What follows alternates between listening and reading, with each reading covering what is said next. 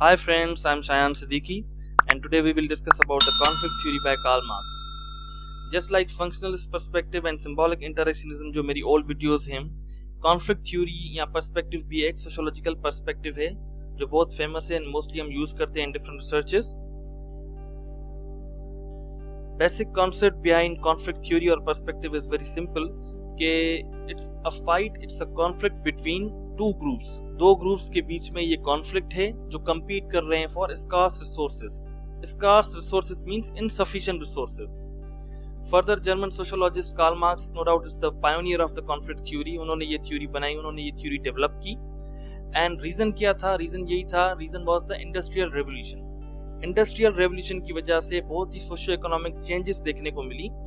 So people migrated from rural areas to urban areas. जो peasants थे, peasants basically farmers होते हैं जो बहुत ही low social status के होते हैं. They migrated from rural areas to urban areas to work in factories. तो they used to work in factories on a very low salary. और यही रीजन था कि they were exploited. मतलब एक छोटा सा ग्रुप है जिनके पास बहुत सारे रिसोर्सेज हैं, पावरफुल हैं, वो ऑनर्स हैं फैक्ट्रीज के, इंडस्ट्रीज के. तो वो इनको बहुत like they used to work for 16 hours 18 hours and they used to get very low salary. तो ये एक्सप्लॉइट होते थे. मतलब जो छोटा सा एक ग्रुप है उनके पास रिसोर्सेज हैं, वो एक बहुत बड़ी तादाद जो है लोगों की उनको जो है वो एक्सप्लॉइट करते थे क्योंकि उनके पास वो रिसोर्सेज नहीं थे. Further Karl Marx said that the key to human history is class conflict. ये बहुत हद तक सही बात है कि क्लास कॉन्फ्लिक्ट अगर देखा जाए तो ह्यूमन हिस्ट्री में हम देखते हैं कि upper class and lower class में ये कॉन्फ्लिक्ट चलता रहता है. एंड मोस्टली जो कॉन्फ्लिक्ट्स हुए हैं ये रिसोर्सेज की बुनियाद पे ही हुए हैं.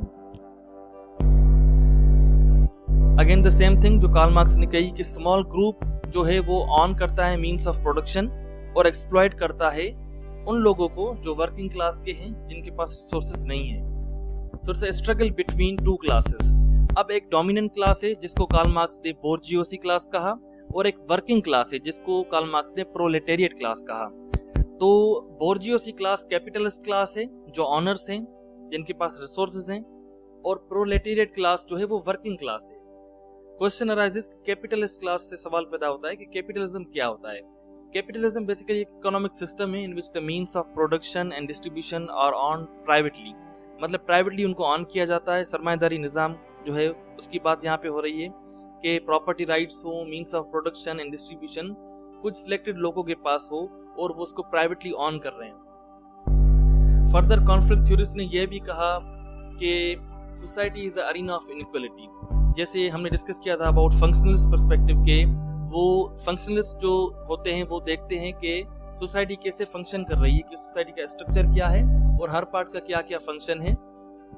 एंड सिंबॉलिक इंटरेक्शनिज्म वाले जो हैं वो फोकस करते हैं कि कौन कौन से सिंबल्स हैं और इंसान ने कैसे सिंबल्स के जरिए अपनी दुनिया बनाई है और कैसे इंटरेक्ट कर रहे हैं on micro level.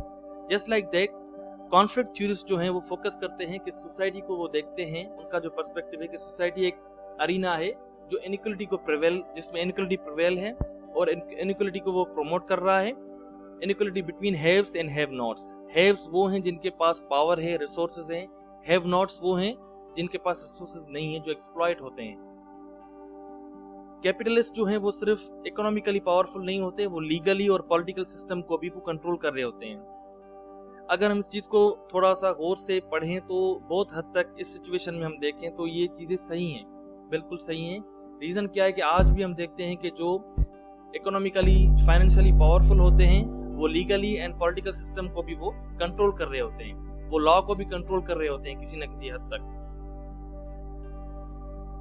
Conflict theory present circumstances में अगर हम देखें तो नो डाउट कॉन्फ्लिक्ट थ्योरी सिर्फ ये नहीं है कि मतलब it was like a fight और a conflict between haves and have nots. जिनके पास पावर है, एक के पास पावर नहीं है, दो ग्रुप्स के बीच में झगड़ा है, दैट्स कॉन्फ्लिक्ट थ्योरी.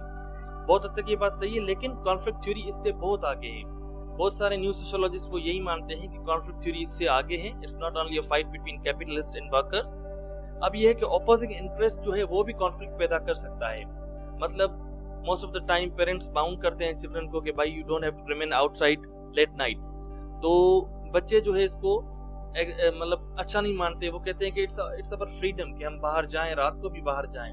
तो ये भी एक कॉन्फ्लिक्ट है between parents and children. Further sociologist Lewis Coser said कि कॉन्फ्लिक्ट मोस्टली होता है जहां पे इंटीमेसी ज्यादा हो, जहां पे क्लोज रिलेशंस ज्यादा हो। Means he is talking about the primary group, क्योंकि प्राइमरी ग्रुप में इंटीमेसी क्लोज रिलेशनशिप ज्यादा होती है as compare to the secondary group. So according to sociologist Lewis Coser, conflict वहां पे ज्यादा होता है जहां पे प्राइमरी ग्रुप प्रिवेल कर रहा हो या जहां पे इंटीमेसी और क्लोज रिलेशनशिप ज्यादा हो।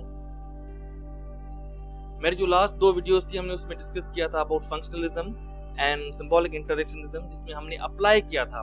यहाँ भी हम कॉन्फ्लिक्ट थ्योरी को अप्लाई करेंगे। अप्लाई करने से क्या होगा कि हमें इजीली कॉन्सेप्ट समझ आ जाएगा। वहां पे भी हमने वही एग्जांपल यूज किया था कि यूएस में डिवोर्स रेट कैसे इंक्रीज हुए हैं। यहाँ भी हम वही एग्जांपल जो है वो अप्लाई कर रहे हैं। अकॉर्डिंग टू कॉन्फ्लिक्ट थ्योरिस्ट के रिलेशनशिप्स में चेंजिंग आ गई है मेल एंड फीमेल के बीच में। एक वक्त था कि male used to dominate the society and female इतनी डोमिनेंट नहीं थी।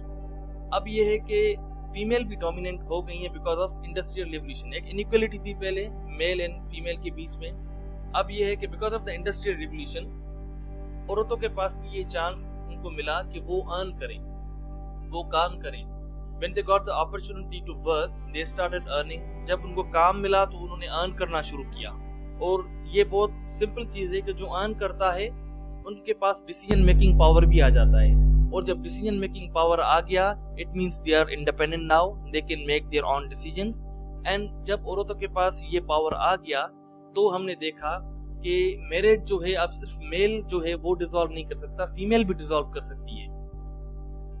अगर ये लेक्चर आपको हेल्पफुल रहा हो, please like, comment on the video, share the video and subscribe my channel. Thank you.